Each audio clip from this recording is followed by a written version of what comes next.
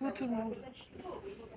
Bon ben, j'ai ouvert le recommandé que j'ai reçu hier soir, enfin hier dans la journée, je suppose, et que j'ai découvert hier soir dans ma boîte aux lettres, et que le temps connaissait avant moi, comme au temps des entretiens de service, le temps était déjà au courant avant moi, la veille, que le deuxième entretien de service du 4 février 2021 serait reporté. Et bien encore une fois, le temps est au courant avant moi que les deux journalistes, Grégoire Barbet et Serge Michel de ID News, qui me calomnient depuis longtemps, eh bien, sont acquittés de la plainte en diffamation que j'ai adressée au tribunal contre ces deux personnes qui m'assimilent à quelqu'un qui ferait des dérives antisémites sur la base de, de raisons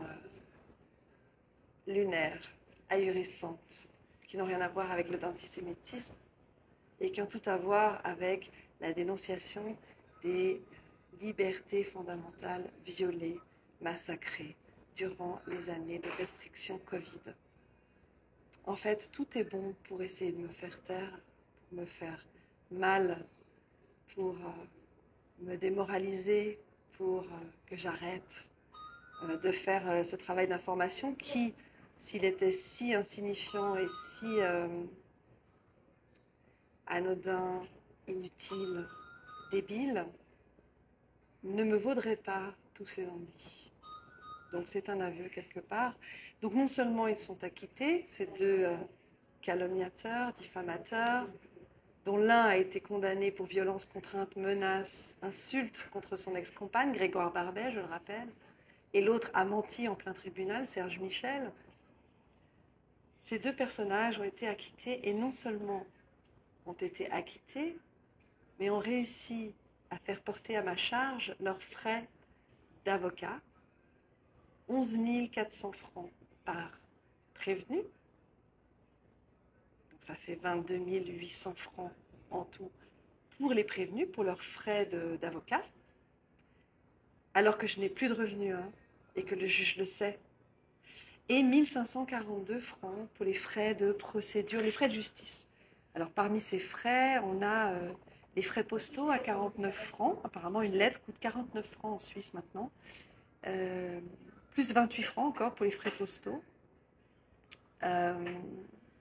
Convocation devant le tribunal, c'est 105 francs. Comme ça, on apprend les prix de la justice. Frais du ministère public, 710 francs.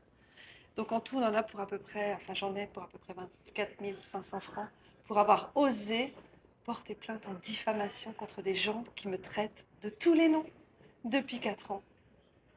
Voilà le prix du fait de se défendre contre des gens qui font en sorte de nous faire passer pour des personnes méprisables, infréquentables et qui accessoirement m'ont fait perdre mon travail en accord, en collaboration avec la CICAD.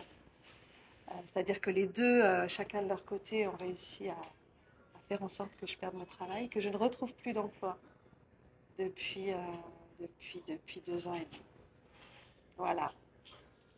Alors juste pour vous donner connaissance d'une des phrases qui est prononcée à la page 15, parce qu'il en compte 17, ce jugement.